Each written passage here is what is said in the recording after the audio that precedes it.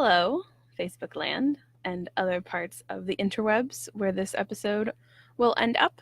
This is episode 10 of Legacy Live, and it is Legacy After Dark because it happens to be after dark when this is being recorded. So, tonight, I am your host, the Legacy Lady, and my name is Gail, and I am spending my evenings helping you and the people you love tell small parts of your story, your whole story, whatever personal stories you want to figure out how to get down on paper or computer or phone or however you wish to record your memories. So that's my jam. That's what I like doing. And tonight I thought it would be fun to chat about 10 ways to 10 ways to up your storytelling game. Need to work on my title saying, just because it's episode 10 and 10 ways sounds like fun. So the first one is a really easy one. It's read more. So storytelling, great storytellers, great writers usually read a lot. They take the time to get to know other writers. They research writers that aren't in their genre. They chat with people who are writing different things different things than they are, different ways of writing. And we just read and read and read and read and read and read. Hi, Monica. We're doing 10 ways to up your storytelling game. So the first one is read more. You need to read more to be a better writer, to be a better storyteller. The next thing is to research before you tell. So I'm a huge proponent of researching, and the entire legacy process, whether you realize it or not, is jam-packed full of research. And it's research about you, it's research about your family, it's research about the people you love. So it's really easy to do. It doesn't feel like research. I'm not making you go sit in a college or in a university or sit in the library unless that's where your relatives are hanging out. And you're going through the legacy process to find out about yourself, find out about your family, find out about your mom, your grandma, and your research is with your primary sources, which is amazing when you get that opportunity. Sometimes they're secondary sources if your primary source is already gone. So that is research. So research before you tell your story. Take the time to get to know your characters, take the time to get to know your timeline and the places you've been, because it really helps us frame and figure out where we're going with the storytelling. So that's number 2. Number 1, again, was read more. Number 2 is research before you tell. The next one, number 3, is listen to other storytellers. This kind of goes along with read more, but listening to someone tell a story is entirely different than reading someone else's story. So listening to someone else tell their story means that you're hearing their inflection, you're hearing how they would say it.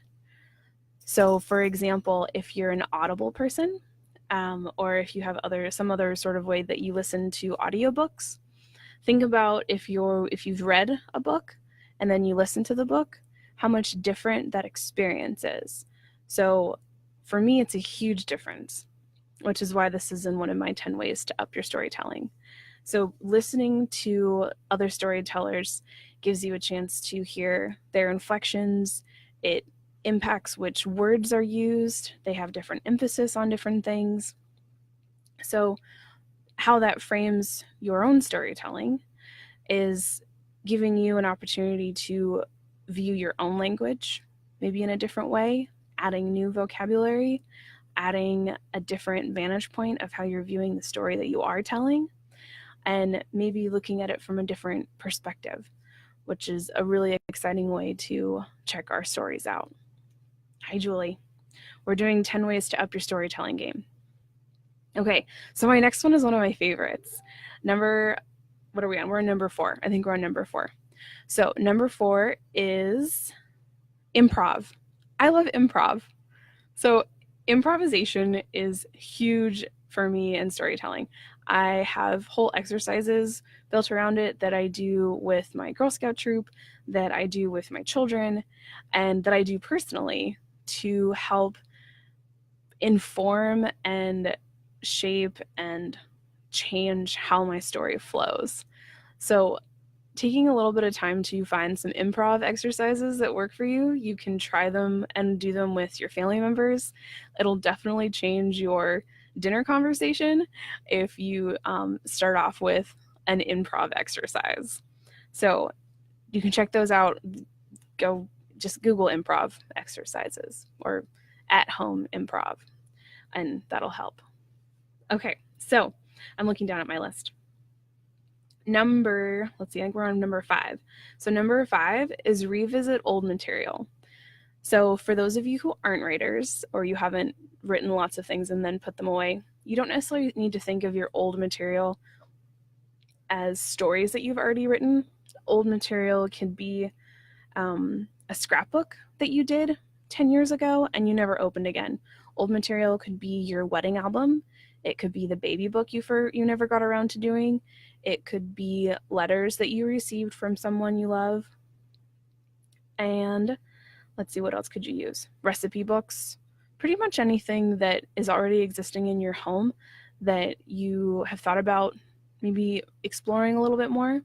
And I consider that to be old material. So revisiting old material ups your storytelling game because you're now in a different place than when you created, received, acquired that item or that piece of your story, or when that memory happened.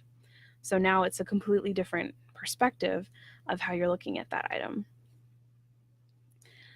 So number 6 is really easy. Pinterest. Pinterest. So upping your storytelling game with Pinterest means taking full advantage of the search feature on Pinterest and looking for prompts, looking for what are the other options? Prompts, character structure, and there's just so much stuff on Pinterest. People really forget what is on there. So the amount of stuff that's over there just on writing and storytelling and how we talk to each other is huge. So take full advantage of that. On the legacy board, so if you go to the legacy recorder on Pinterest, I have whole boards dedicated just to prompts and character development and how we can use those items to use them in the legacy process and in the legacy storytelling. So those are really cool ways to use Pinterest, in addition to recipes and crafts and all the other wonderful things that you can find on Pinterest to do. Okay, so I'm going to count 1, 2. Number 7. Number 7 is dialogue. So when we're doing for legacy recorder, for legacy storytelling, it isn't you aren't always going to use dialogue, but spending a little bit of time thinking about dialogue and thinking about how you talk to each other, you can totally include that in your stories if that's something you want to do. And it's definitely a way to up your storytelling game. So, and dialogue doesn't have to necessarily be between 2 characters. So you can think of dialogue if you're storytelling with someone else. So right now I'm having a dialogue with you. So I'm thinking about, before I did this, I'm thinking about what I'm going to say, how I'm going to say it, and the exact words I'm going to use to connect with you. And that's all a part of what goes into dialogue. And also accents are a part of dialogue. So when we're writing our stories, how are we going to describe or show that a family member of ours has an accent? And that's all a part of dialogue. And all of the things I'm covering are part of the Legacy Recorder courses and resources and everything. So all that information is in there. Okay, so number 8 for 10 ways to up your storytelling game is write more, which maybe sounds a little obvious. Hi, Olivia. So write more, just practicing writing and practicing the storytelling ups your storytelling game. Just like we practice swimming, just like we practice soccer, just like we practice everything else in our lives to get better at it, to become a better storyteller, you have to tell more stories. which sounds so obvious, but we forget to do that, myself included. So I've been talking about telling your story and recording your legacy for like 3 years. Guess who was forgetting to do all of that? Huh, this girl right here, me. Well, I'm done. I'm working on telling my story more, and I'm writing a lot more about it. So that is let's see, number 8. I'm still counting. Okay, so number 9 is, we're going to say it's knowing yourself. So getting to know yourself, getting to know how you write, how you like to work, what you like to say, and knowing yourself as a character will completely change your storytelling game. Because we don't need another Ernest Hemingway. Although that would be really awesome, if the universe is listening, we don't need another Jane Austen. Also love her, but we need you. We need what you're saying. We need how you sound. We need your personality. We need the way your face lights up when you talk about something that you love. The way my face is lighting up right now because I love talking about this. So, knowing yourself as a storyteller and understanding what you need in order to tell your story, and whatever those things are, knowing that will make all the difference in your ability to get your story written, to get it out there, whatever type of storytelling you're doing. Thanks, Monica. I think so too. I'm going to have to go back and listen to myself. I think this is going to be a good one. Okay, so number 10 on 10 ways to up your storytelling game is sharing it. So I'm going to wager that there are a lot of people who think they have really amazing things to say, and they totally have absolutely amazing things to say, but they're forgetting to say them out loud. They've written them down, they've scribbled them in notebooks, they've put them on Post-it notes, they're on the fridge, they're everywhere, but they haven't said them in a public forum, whether it's because they're afraid of doing so, or it's usually, I'm not going to say usually. For me, it's fear.